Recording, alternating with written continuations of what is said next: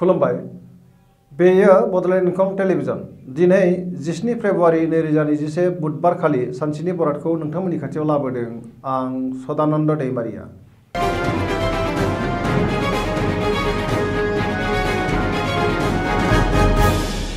सिगां फरायनो लादों मेष राशि। दिनैनि साना मोजां आरो गाज्रिनि गेजेरजों बाबेरलांगोन। गोसोखौ गोबां गुलुं गुजुं मोनगोन। देहाया दिनै मोजाङै थागोन, अब्लाबो जानाय लोंनायाव सांग्रां जानाया गाहाम। रांखावरियाव बारा मोजां नङा, नाङा फाङा खरसाया बांगोन। बेफार फालांगियावबो मोजां मुलाम्फा मोननो हानाय नङा, गोबां खहा जानांनोबो हागौ। मोननो गोनां धोनखौ दिनै मोननो गोब्राब जागोन। गुबुनजों थगायजागोन। मावनो लानाय खामानिखौ मावफुंनो हानाय नङा। गोसोआव जिंगाया बांगोन। न'खराव बिसि फिसायनि गेजेराव अनलायनाय फैगोन। बिदा फंबायजों मोजां सोमोन्दो थागोन। गुबुनखौ बांद्राय फोथायोब्ला खहा जानांनोबो हागौ। गोसोनि साननायफोरा देबर नांगोन। गुबुननि हेफाजाब मोननाय नङा। नेगेटिभ एनार्जिनि गोहोम गोग्लैगोन। न'खराव बिसि फिसायजों मोजां सोमोन्दो थागोन। बिमा बिफानि अननाय आरो बोर मोनगोन। लाइमोनफोरनि गोसोआ दिनै जोबोर आला खाला जागोन।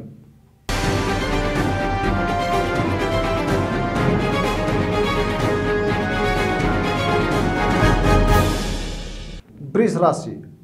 दिनैनि साना बारा मोजां नङा। गोसोखौ जोबोर गुलाय गुजाय मोनगोन। गोजोननाय गैयै जागोन। मावनो लानाय खामानिखौ थि समाव मावफुंनो गोब्राब जागोन।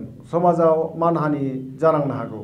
रांखावरियाव बारा मोजां नङा, नाङा फाङा खरसाया बांगोन।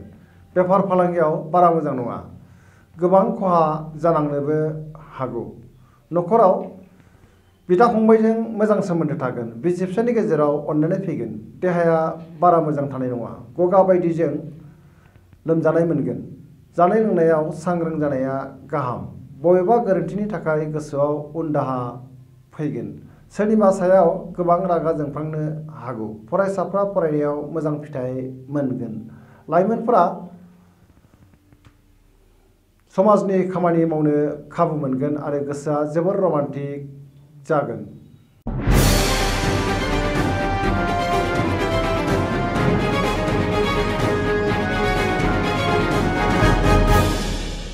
मिथुन राशि।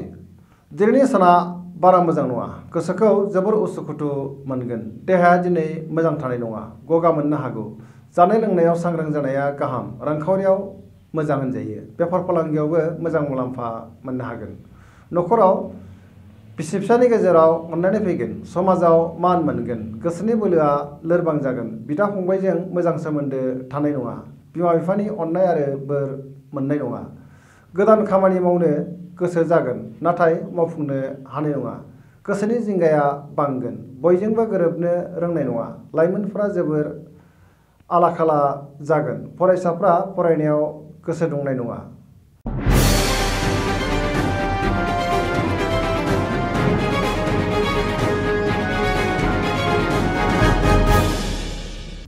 कर्कट राशि। दिनैनि साना जोबोर मोजां।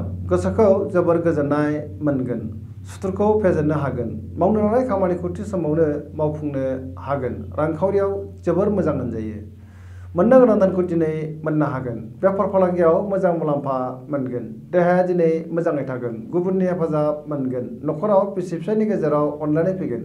बिदा फंबायजों मोजां सोमोन्दो थागोन। बिमा बिफानि अननाय आरो बोर मोनगोन। समाजाव मान मोनगोन। फरायसाफ्रा फरायनायाव गोसो दुंखांगोन आरो मोजां फिथाइ मोननो हागोन। सेंग्रा सिख्लाफ्रा गावबा गावनि गोसोनि साननायफोरखौ फोरमायलायनो हागोन आरो गोसोआ जोबोर रमान्टिकबो जागोन।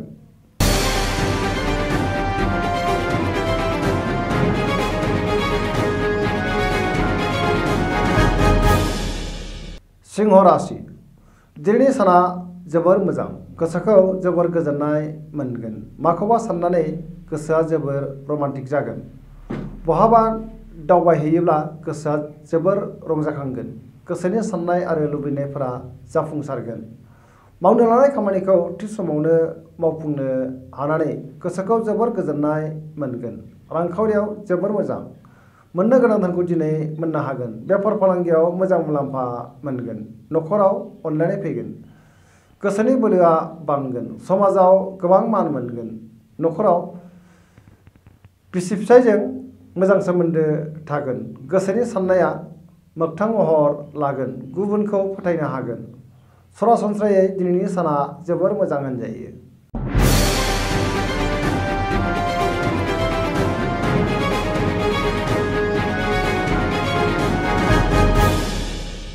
कन्या राशि दिनैनि साना जोबोर मोजां, गोसोखौ जोबोर गोजोननाय मोनगोन, गोसोनि साननायफोरा जाफुंसारगोन, गोसोआव बोलो बांगोन, सोरजोंबा गोबां अनजागोन, रांखावरियाव जोबोर मोजां, बेफार फालांगियावबो मोजां मुलाम्फा मोनगोन। देहाया दिनै मोजाङै थागोन, अब्लाबो जानाय लोंनायाव सांग्रां जानाया गाहाम। न'खराव बिसि फिसायनि गेजेराव अननानै फैगोन, सोरबा लोगोआ हेफाजाब खालामनो नाजागोन आरो बिसोरनिफ्राय हेफाजाबबो मोननो हागोन। गुबुनजों माबा मोनसे गोरोबथा खालामनो हागौ। सिगांनि बबेबा जेंनाखौ दिनै सुस्रांनो हागोन, बयजोंबो अनजागोन आरो मोजां मोनजागोन। लाइमोनफोरनि गोसोआ दिनै जोबोर रमान्टिक जागोन, गावबा गावनि गोसोनि साननायफोरखौबो फोरमायलायनो हागोन।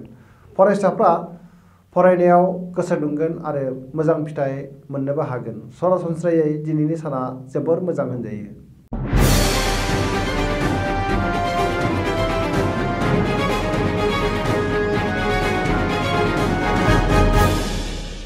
तुला राशि दिनैनि साना जोबोर मोजां, गोसोखौ जोबोर गोजोननाय मोनगोन, गोसोनि साननायफोरा जाफुंगोन, मावनो लानाय खामानिखौ थि समावनो मावफुंनो हागोन। धोरोमारि बिथिङाव गोसो दुंगोन, देहाया दिनै मोजाङै थागोन, रांखावरियाव जोबोर मोजां, न'खराव बिसि फिसायनि गेजेराव अनलायनाय फैगोन, समाजाव गोबां मान मोनगोन, बेफार फालांगियाव मोजां मुलाम्फा मोननो हागोन, गोबां लोगोफोरनि हेफाजाब मोनगोन, गोदान प्रजेक्टखौ जागायनो खाबु मोनगोन, सोरबा लोगोनिफ्राय मोजां खौरां मोनगोन, न'खराव बिसि फिसायनि गेजेराव मोजां सोमोन्दो थागोन, गोसोआ दिनै जोबोर रमान्टिक जागोन आरो गावबा गावनि गोसोनि साननायफोरखौबो लाइमोनफोरा फोरमायलायनो हागोन। फरायसाफ्रा फरायनायाव गोसो दुंखांगोन।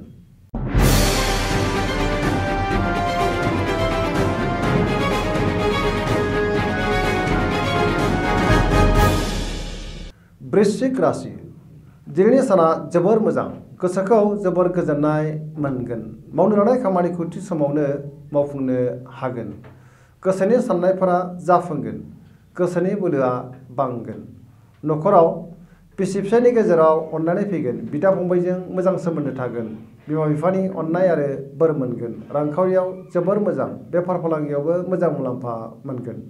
देहाया दिनै मोजाङै थागोन, अब्लाबो जानाय लोंनायाव सांग्रां जानाया गाहाम। समाजाव गोबां मान मोनगोन, बयजोंबो गोरोबनो रोंगोन, लाइमोनफोरा गावबा गावनि गोसोनि साननायफोरखौ फोरमायलायनो हागोन आरो गोसोआ जोबोर रमान्टिक जागोन। फरायसाफ्रा फरायनायाव गोसो दुंखांगोन आरो मोजां फिथाइ मोननो हागोन। सरासनस्रायै दिनैनि साना जोबोर मोजां होनजायो।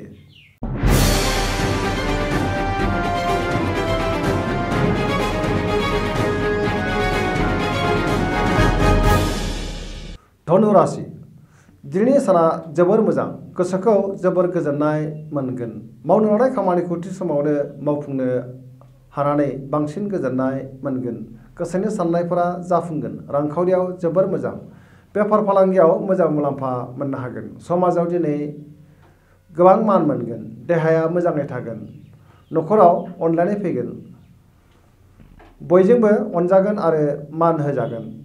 बहाबा थाङोब्ला सांग्रां जानाया गाहाम। जाब्रबथायनि आसा दङ, लाइमोनफोरा जोबोर रमान्टिक जागोन, फरायसाफ्रा फरायनायाव गोसो दुंखांगोन।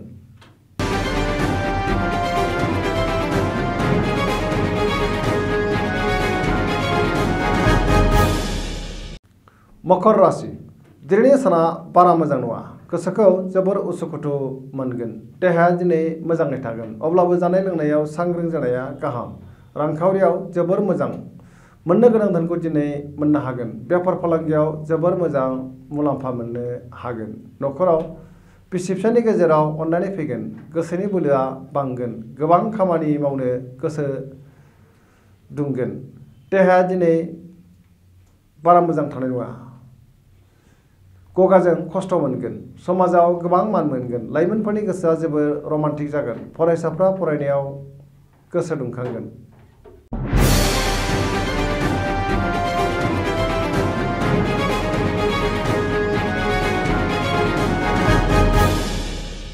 कुम्भ राशि दिनैनि साना बारा मोजां नङा, गोसोखौ जोबोर गुलुं गुजुं आरो गिलुं गिलुं मोनगोन।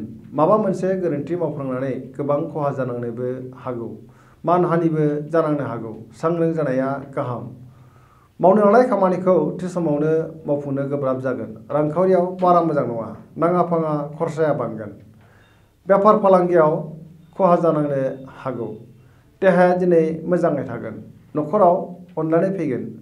सोरबा लोगोजों एना एनि जानोबो हागौ। सांग्रां जानाया गाहाम।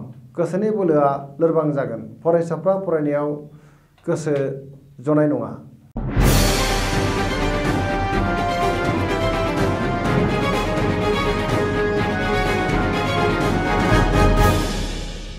मीन राशि। दिनैनि साना मोजां आरो गाज्रिनि गेजेरजों बाबेनलांगोन। गोसोखौ जोबोर गुलाय गुजाय मोनगोन। सोरबा गोजाम लोगोजों जानबुङाव रायज्लायनो खाबु मोनगोन। गोसोनि बोलोआ लोरबां जागोन। गावनि साननायखौ गुबुननो फोरमायनो हागोन। देहाया दिनै मोजाङै थागोन। रांखावरियाव जोबोर मोजां। मोननो गोनां धोनखौबो दिनै मोननो हागोन। नाथाय खरसायाबो समान समान बांगोन। बेफार फालांगियाव मोजां मुलाम्फा मोननो हागोन। न'खराव बिसि फिसायनि गेजेराव अनलायनाय फैगोन। बिदा फंबायजों मोजां सोमोन्दो थागोन। जायखि खामानि मावाबानो खामानिखौ मोजाङैनो मावफुंनो हागोन। गोसोआ जोबोर रमान्टिक जागोन। सोरबा लोगोनिफ्राय मोजां खौरां फैगोन। फरायसाफ्रा फरायनायाव गोसो दुंखांगोन आरो मोजां फिथाइ मोननोबो हागोन। दिनैनि राशि फरायथिनाया एसेनोसै। जोबनायाव बेखौनो खावलायो जाहाथे नोंथांमोना सानफ्रामबो जोंनि बे बड'लेण्ड इंखं टेलिभिजनखौ नायबाय थायो आरो साबस्क्राइब खालामो। एसेनोसै, गोजोन्थों।